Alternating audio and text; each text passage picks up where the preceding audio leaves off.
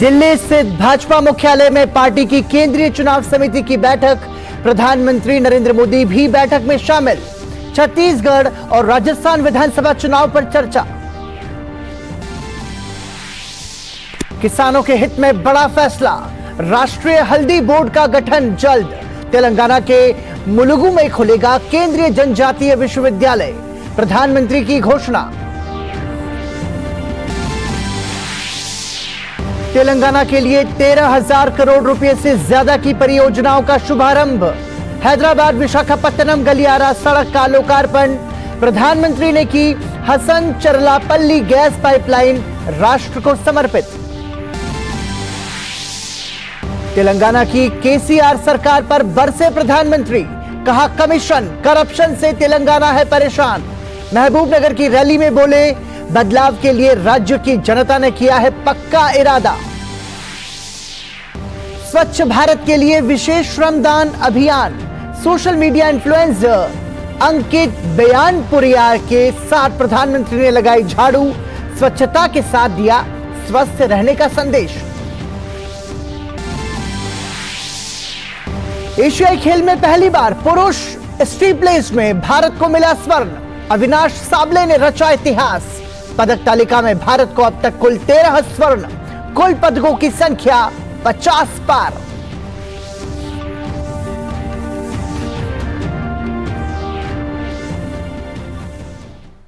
नमस्कार, आप देख रहे हैं समाचार, आपके साथ मैं हूं पराक्रम सिंह शेखावत। और सबसे पहले बात इस वक्त की महत्वपूर्ण खबर की। दिल्ली स्थित भाजपा मुख्यालय में पार्टी की केंद्रीय चुनाव समिति की बैठक हो रही है।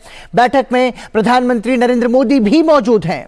बैठक में पार्टी अध्यक्ष जेपी नड्डा और केंद्रीय गृह मंत्री अमित शाह सहित पार्टी के कई वरिष्ठ नेता हिस्सा ले रहे हैं।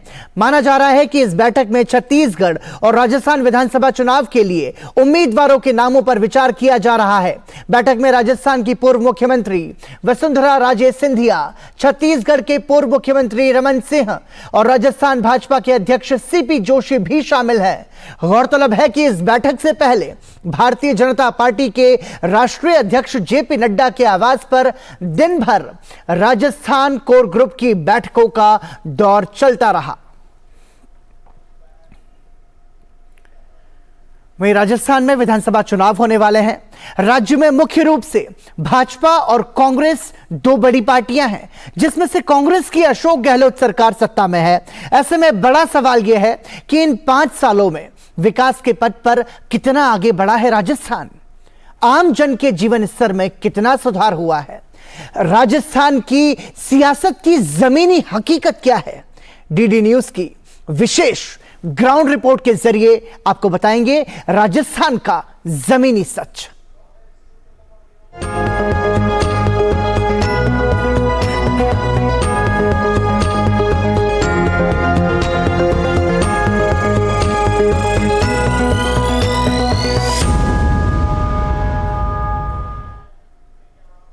राजस्थान के भीलवाड़ा में उप तहसील बडलियास को क्रमोन्नत करने को लेकर कई बार धरने प्रदर्शन और भूख हड़ताल तक की गई, लेकिन अशोक गहलोत के नेतृत्व वाली जो राजस्थान की सरकार है, उसकी मनमानी की वजह से बडलियास को अब तक तहसील का दर्जा नहीं मिल पाया है, जिसकी वजह से 5,500 से ज्यादा की आबादी वाले इस कस्बे के रहवासी न सिर्फ विकास की बाट जोह रहे हैं, बल्कि केंद्र सरकार की ओर से मिलने वाली जन कल्याणकारी योजनाओं का लाभ भी इन्हें नहीं मिल रहा है।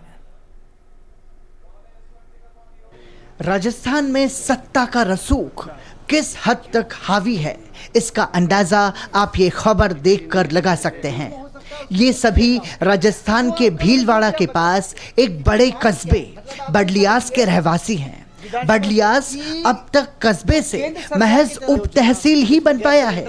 5,500 से ज्यादा की आबादी वाले इस इलाके में जो विकास होना चाहिए था, वो नहीं हो पाया है। बडलियास को तहसील बनाने के लिए ग्रामीण वासियों ने 7 दिनों तक धरना प्रदर्शन किया, कई बार भूख हड़ताल की, विरोध प्रदर्शन भी किए, लेकिन इन लोगों को प्रशासन और राजस्थान सरकार की ओर से बदले में आश्वासन से ज्यादा और कुछ नहीं मिला। कांग्रेस सरकार पिछले 4.5 साल में शासन में है, तो गहलोत साहब और सचिन पायलट की जो लड़ाई चल रही है, उस लड़ाई में सरकार 4 साल निकाल दिए इन्होंने, विकास के नाम पे कुछ नहीं किया है। अब जनता को भ्रमित करने के लिए 19 जिलों की घोषणा इन्होंने की है इस प्रदेश में, और इसके कारण आपस में लड़ा कर बांट कर ये जो विद्वेष फैलाया जा रहा है, इससे आम जनता त्रस्त है। इसी के क्रम में हमारे बड़लियास को जिन्होंने तहसील नहीं बनाकर उप तहसील को तहसील बनाई और सोईपुर को तहसील बना दी। हमारी तहसील 2013 से यहाँ बनी हुई है और आज तक यहाँ चल रही है, 2 करोड़ की बिल्डिंग बनी हुई है, परंतु सरकार की हमारी भावना को ध्यान नहीं रखते हुए सोईपुर को इसलिए बनाया कि वहाँ के जो दो हमारे नेता जन नेता है, कांग्रेस के बीजेपी कांग्रेस नेता है, उन्होंने इस बड़लियास को नहीं बनाया, सोईपुर को बना दिया। पेपर में न्यूज़ आई थी कि बड़लियास को तहसील बना रहे हैं। उसके बाद सर कुछ राजनीतिक कारणों के चलते इसको बिल्कुल ही सिग्नेचर तक आने की कगार पे था सर। वो सब जहाँ से हट के फिर बड़लियास को ना बना के सोईपुर को बनाई, जो जनसंख्या की दृष्टि से भी कहीं तक हमारी बराबर नहीं है, भौगोलिक दृष्टि से नहीं है, क्षेत्रफल की दृष्टि से नहीं है, कहीं से सर बराबरी नहीं है। वहाँ चौकी है, यहाँ थाना है, फिर भी सर हमारे साथ कुटाराघात करके हमें हर तरीके से नीचे दिखाया गया है। और यहाँ सर कई वर्षों से PSC बनी हुई है, वो CSC की मांग हर इंसान करता है, नहीं बनी है। रोड आप इसी रास्ते से आए होंगे, आपने खुद ने देखा होगा कि रोड कैसा बना हुआ है। किसी तरीके की कोई भी पंचायत समिति स्तर पे हमें निपटा रखा है, हमें हमारे सरपंचों की नहीं चलती है, मैं खुद वार्ड पंच हूँ, हमारी नहीं चलती है। दरअसल बड़लियास को क्रमोन्नत करने के लिए जो आवश्यक मापदंड होने चाहिए थे वो सभी बड़लियास में हैं, लेकिन राजस्थान सरकार के राजनीतिक दबाव और हस्तक्षेप की वजह से बड़लियास के स्थान पर गांव सवाईपुर को तहसील का दर्जा दिया गया। इस वजह से लोगों को बहुत सी परेशानियों का सामना करना पड़ रहा है। यहाँ तक कि केंद्र सरकार की ओर से मिलने वाली जन कल्याणकारी योजनाओं के लाभ से भी ये लोग वंचित हैं। कितना और किस तरीके का लाभ आपको मिल पा रहा है? हमारे यहाँ राजस्थान के अंदर कोई ऐसा लाभ नहीं मिल रहा है जिससे आम आदमी और आम पब्लिक संतुष्ट हो सके। ऐसी कोई राजस्थान में है नहीं, सब अपन अपन के हिसाब से काम करते हैं। जैसे हमारी तहसील को उप तहसील को तहसील क्रमोन्नत करने के लिए हमने 23 दिन का धरना दिए। हमारे गांव ग्राम पंचायत के लोगों ने भूखे रहे, प्यासे रहे, बैठे रहे। किसी भी नेता ने आके नहीं कहा जो कि भाई हम इसको इस तहसील को हम क्रमोन्नत करेंगे, कुछ भी किसी पार्टी के आके नहीं कहा। जो आए जिनकी सत्ता नहीं थी वो लोग आए, तो वो क्या करे, जिनकी सत्ता है वो लोग तो आए नहीं। कम से कम 15 महीने हो गए, 40 लेबर तो ऐसे जिनके खाते में पैसे नहीं है। क्या कारण, मतलब किस वजह से नहीं आ रहा सर? जब मजदूर नरेगा में काम करते हैं फिर भी उनके पैसे नहीं पड़ रहे। अरे इंदिरा आवास का काम होगा 3 बार ये एक जना का गया। अरे कोई गरीब आदमी ने कहला था इंदिरा आवास को फार्म पर मुँह काम करा दूँ, वो धान भी ऐसे हो 200 रुपया लगा बजाओ, ये मित्र बन हटे वो उनका निकुल ले 5-4 रुपया। अरे लगड़ी का उनका वही कर वहाँ का मलबा वाला का 3 बार आई जाए गाँव। सबने गैस मिले तो का सरकार पर मान जाने गैस भी न मिलो, न मानो माँ का कॉपी न, न माँ का खाई भी कोई न हटे, अभी भी बाणु माँ का मकान भी कोई न।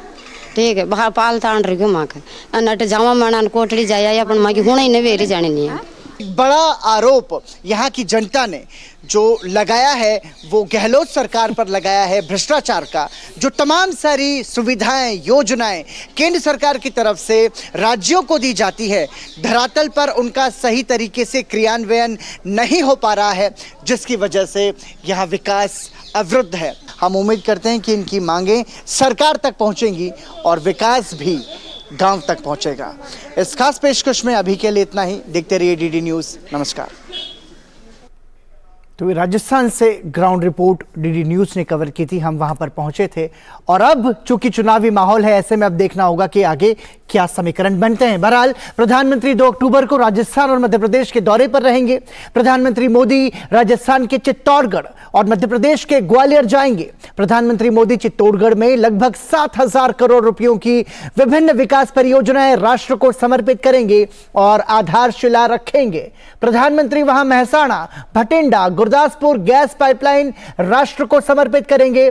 इस पाइपलाइन का निर्माण लगभग 4,500 करोड़ रुपयों की लागत से किया गया है।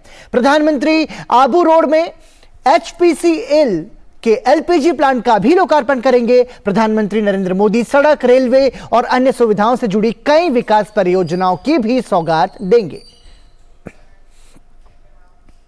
वहीं प्रधानमंत्री मध्य प्रदेश में लगभग 19,260 करोड़ रुपयों की परियोजनाओं का लोकार्पण और शिलान्यास करेंगे। प्रधानमंत्री दिल्ली वडोदरा एक्सप्रेसवे राष्ट्र को समर्पित करेंगे। इसे लगभग 11,895 करोड़ रुपयों की लागत से विकसित किया गया है। प्रधानमंत्री 1,880 करोड़ रुपए से अधिक की 5 अलग अलग सड़क परियोजनाओं की आधारशिला भी रखेंगे। इस अवसर पर प्रधानमंत्री आवास योजना ग्रामीण के तहत निर्मित 2.2 लाख से अधिक घरों के गृह प्रवेश का प्रधानमंत्री नरेंद्र मोदी द्वारा शुभारंभ भी किया जाएगा। साथ ही प्रधानमंत्री लगभग 140 करोड़ रुपयों की लागत से PMY शहरी के तहत निर्मित घरों का भी लोकार्पण करेंगे। प्रधानमंत्री नरेंद्र मोदी जल जीवन मिशन, आयुष्मान भारत स्वास्थ्य अवसंरचना मिशन और अन्य सुविधाओं से जुड़ी विकास की कई परियोजनाओं का शिलान्यास भी करेंगे।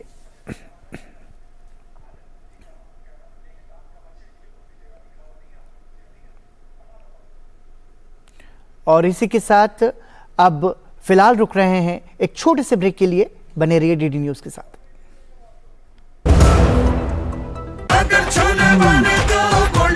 गोल्डी छोले मसाले, जहाँ जाए रिश्ते बनाए, जहाँ जाए रिश्ते बनाए, गोल्डी मसाले। चाची, कल्याण भव, सुखी भव और सबसे जरूरी आशीर्वाद आयुष्मान भव।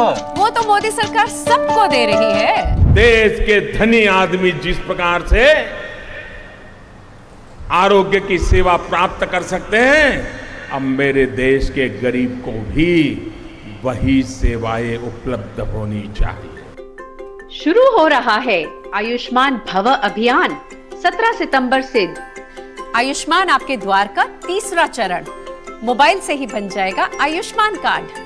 आयुष्मान मेला आयोजन, जहां कई बीमारियों की होगी मुफ्त जांच और इलाज।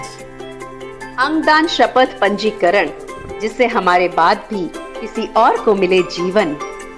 रक्तदान शिविर और आयुष्मान सभा का आयोजन। इन सुविधाओं का लाभ उठाने नजदीकी आयुष्मान हेल्थ और वेलनेस सेंटर पर जाएं। अब होगा जन जन आयुष्मान। वाह भैया, तारी तो घनी धाकड़ पहचान से। अरे वाह मयंक, अरे तो धाकड़ पहचान हो रखी से।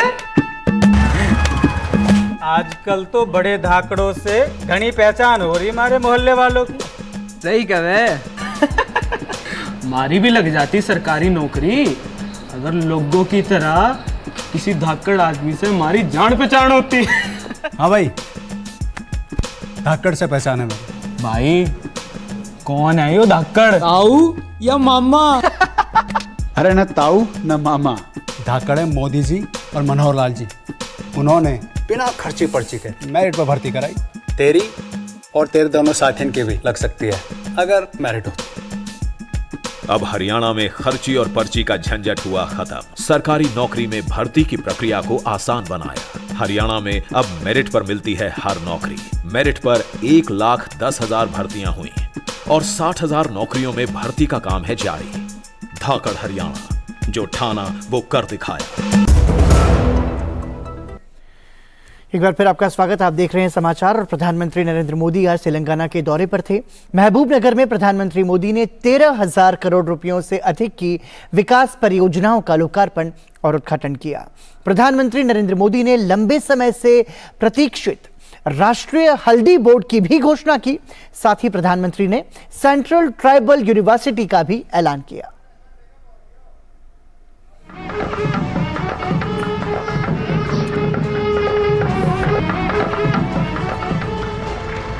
मैं तेलंगाना के लोगों को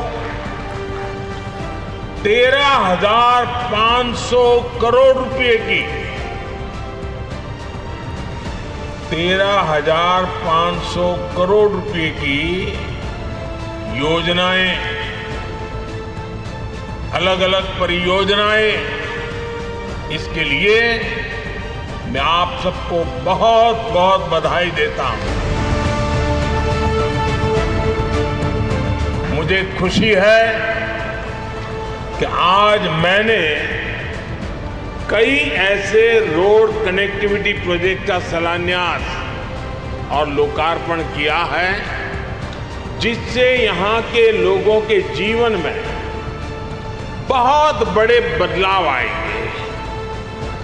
नागपुर विजयवाड़ा कॉरिडोर के जरिए तेलंगाना, आंध्र प्रदेश और महाराष्ट्र में आवाजाही बहुत आसान होने वाली है। केंद्र सरकार ने हल्दी किसानों के हित के लिए और उनकी आवश्यकता को देखते हुए और उनके लिए भावी जो संभावनाएं हैं उसे देखते हुए नेशनल टर्मरिक बोर्ड के गठन का निर्णय किया है।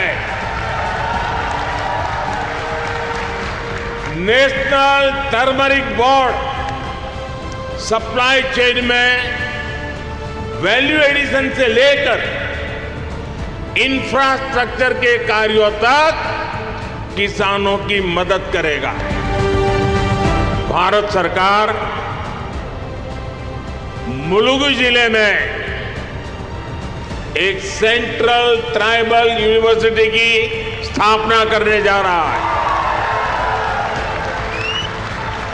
और इस विद्यालय का नाम पूजनीय आदिवासी देवियां समक्का सारक्का के नाम पर रखा जाएगा। Sammakka Sarakka central tribal university, इस पर 900 करोड़ रुपया खर्च किए जाएंगे।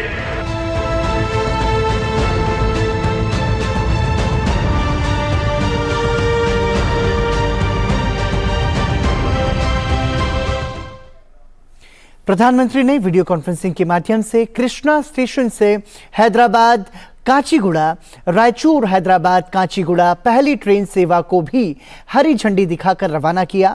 ये ट्रेन सेवा तेलंगाना के हैदराबाद, रंगारेड्डी, महबूबनगर, नारायणपेट जिलों को कर्नाटक के रायचूर जिले से जोड़ेगी।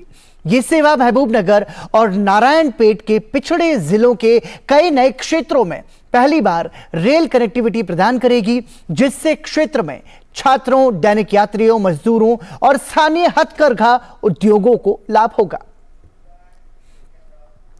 और वहीं प्रधानमंत्री नरेंद्र मोदी ने तेलंगाना में भारत राष्ट्र समिति सरकार पर भ्रष्टाचार और किसानों की योजनाओं और कार्यक्रमों को दुरुपयोग करने का आरोप लगाया। उन्होंने बीआरएस, कांग्रेस और एमआईएम की तीखी आलोचना की और इन्हें एक परिवार की पार्टियां बताया।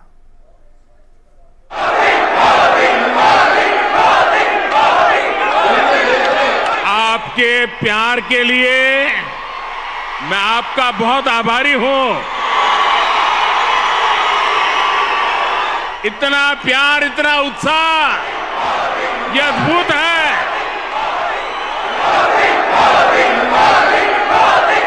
यहाँ के युवाओं, महिलाओं, किसानों को सिर्फ मोदी की गारंटी पर भरोसा है, क्योंकि मोदी जो गारंटी देता है वो पूरी करके रहता है। तेलंगाना के लोग भी यही चाहते हैं कि उनसे किए गए सभी वादे पूरे हो। हमें मिलकर तेलंगाना को प्रगति के नए रास्ते पर लेकर जाना है।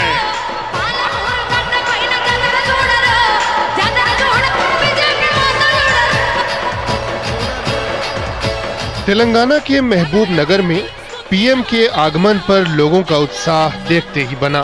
पीएम मोदी ने सभी का अभिवादन किया। उन्होंने कहा कि हाल के वर्षों में तेलंगाना के लोगों ने लोकसभा, विधानसभा और निकाय चुनाव में भाजपा को मजबूत किया है।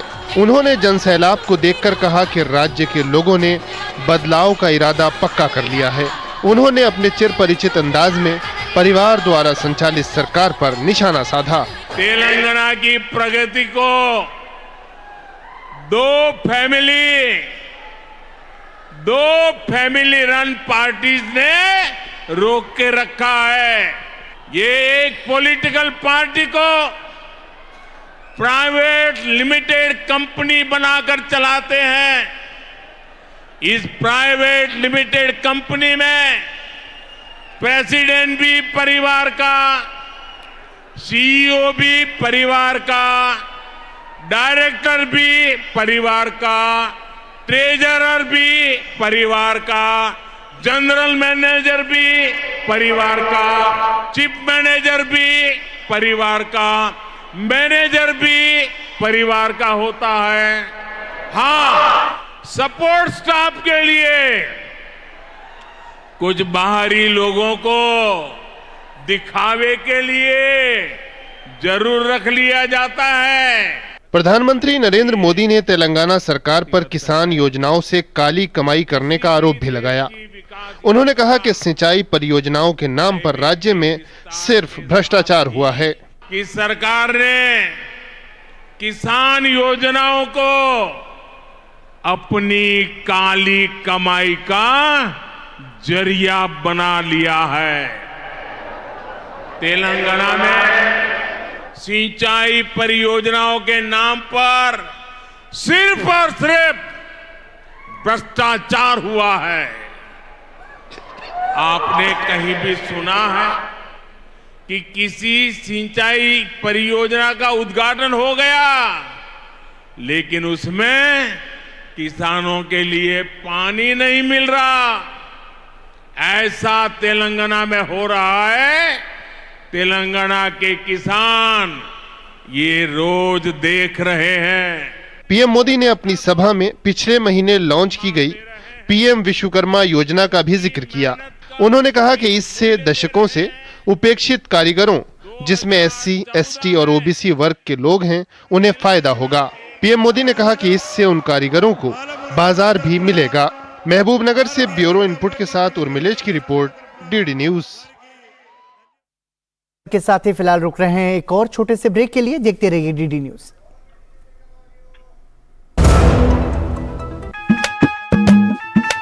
वाह भैया, तारी तो घनी धाकड़ पहचान से। अरे वाह मयंक, अरे तो धाकड़ पहचान हो रखी से। आजकल तो बड़े धाकड़ों से घनी पहचान हो रही हमारे मोहल्ले वालों की। सही कहे। मारी भी लग जाती सरकारी नौकरी अगर लोगों की तरह किसी धाकड़ आदमी से हमारी जान पहचान होती। हाँ भाई, धाकड़ से पहचान है मेरी। भाई कौन है यो धाकड़, ताऊ या मामा? अरे न ताऊ न मामा, धाकड़ है मोदी जी और मनोहर लाल जी। उन्होंने बिना खर्ची पर्ची के मेरिट पर भर्ती कराई। तेरी और तेरे दोनों साथियों की भी लग सकती है अगर मेरिट हो। अब हरियाणा में खर्ची और पर्ची का झंझट हुआ खत्म। सरकारी नौकरी में भर्ती की प्रक्रिया को आसान बनाया। हरियाणा में अब मेरिट पर मिलती है हर नौकरी। मेरिट पर 1,10,000 भर्तियां हुई और 60,000 नौकरियों में भर्ती का काम है जारी। धाकड़ हरियाणा, जो ठाना वो कर दिखाया। एक बार फिर आपका स्वागत। आप देख रहे हैं समाचार। भारत तिब्बत सीमा पुलिस बल के जवानों ने भी स्वच्छता अभियान में हिस्सा लिया। जवानों ने लेह में सिंधु नदी में सफाई अभियान में श्रमदान किया। इसमें स्थानीय लोगों ने भी हिस्सा लिया। स्वच्छता अभियान के लिए देश भर में श्रमदान किया जा रहा है। यह लेह के चुगलमसर गांव में रहने वाली पवित्र सिंधु नदी है। यहाँ के स्थानीय लोगों के लिए यह न केवल जीवन रेखा है बल्कि पर्यटकों के लिए भी बड़ा आकर्षण रही है। लेकिन अब ये गंदगी और प्रदूषण की मार झेल रही है। भारत तिब्बत सीमा पुलिस बल के जवानों ने स्थानीय लोगों के साथ इसे साफ करने का बीड़ा उठाया और इसके लिए श्रमदान दिया। लेह के अंदर जो पवित्र नदी सिंधु है, उसकी साफ सफाई का जिम्मा आज हिमवीर साथियों ने उठाया है। हम स्थानीय निवासियों की मदद से और अपने हिमवीर साथी यह सिंधु नदी के आसपास दोनों तटों पर साफ सफाई का अभियान हम जारी रख रहे हैं। साथ ही यहाँ के स्थानीय निवासियों में हम यह भी जागृति फैला रहे हैं कि वो अधिक से अधिक स्वच्छता पर ध्यान दें। हम ये स्वच्छता के अभियान में 24वीं वाहिनी के सभी समस्त जवान और मेरे अधीनस्थ अधिकारीगण और अधिकारीगण उन्होंने यहाँ के ग्रामीणों के साथ मिलकर एक स्वच्छ पखवाड़े के तौर पर बहुत ही ज्यादा सफाई की है, जो कि सिंधु घाट से लेके हम शक्ति गांव से होते हुए, और ये 1 महीने के जो प्रोग्राम है इसको हम सफल बनाएंगे। स्थानीय लोगों ने भी अपनी पवित्र नदी के साफ होने पर खुशी जताई। ITBP की कैंपिंग की वजह से यहाँ पे हमारा सारा गांव वाला इकट्ठे होकर अभी जो दरिया का किनारा है जो यहाँ पे आगे पीछे सबको सफाई किया जा रहा है, इसलिए हम आज इस दिन बहुत खुशी का दिन महसूस हो रहा है। नदियों को हमारे देश में माँ कहा जाता है और यह हम सभी का फर्ज है कि हमारी नदियाँ प्रदूषण और गंदगी के कारण दम न तोड़ें। स्वच्छता अभियान के माध्यम से ITBP के जवानों और स्थानीय लोगों ने अपनी बीमार होती नदी की सांसें लौटाने में मदद की है।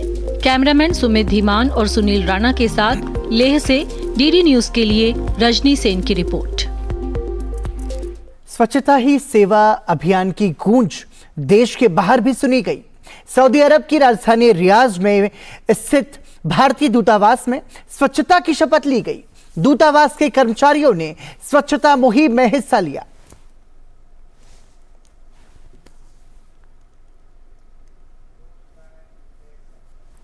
और वहीं बर्लिन में आयोजित स्पेशल ओलंपिक में पदक जीतकर देश का गौरव बढ़ाने वाले स्पेशल एथलीटों को दिल्ली में एक कार्यक्रम के दौरान सम्मानित किया गया।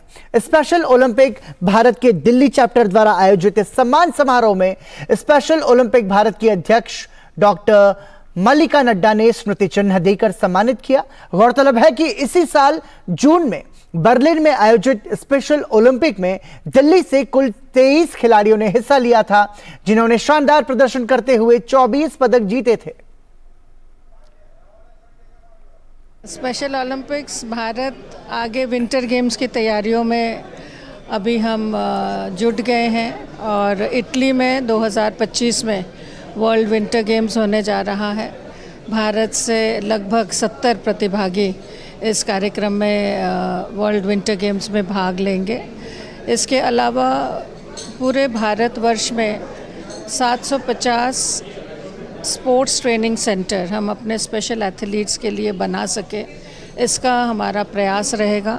आज़ादी के अमृत महोत्सव के उपलक्ष्य में 250 3 वर्ष में ऐसे 750 स्पोर्ट्स सेंटर्स को डेवलप करेंगे। इसके माध्यम से जहां हम स्पेशल एथलीट्स को रजिस्टर करेंगे वहीं इनको खेल का अवसर देंगे।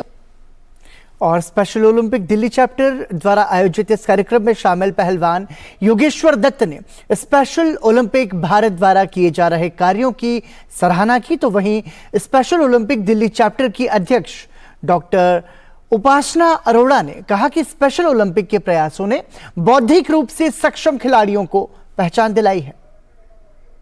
मैं धन्यवाद देता हूँ श्रीमती मल्लिका नड्डा जी को कि वो स्पेशल ओलंपिक भारत के अध्यक्ष हैं और इन खिलाड़ियों के लिए वो जो स्पेशल खिलाड़ी हैं, ओलंपिक खिलाड़ी हैं, इनके लिए प्रोग्राम करवाती रहते हैं।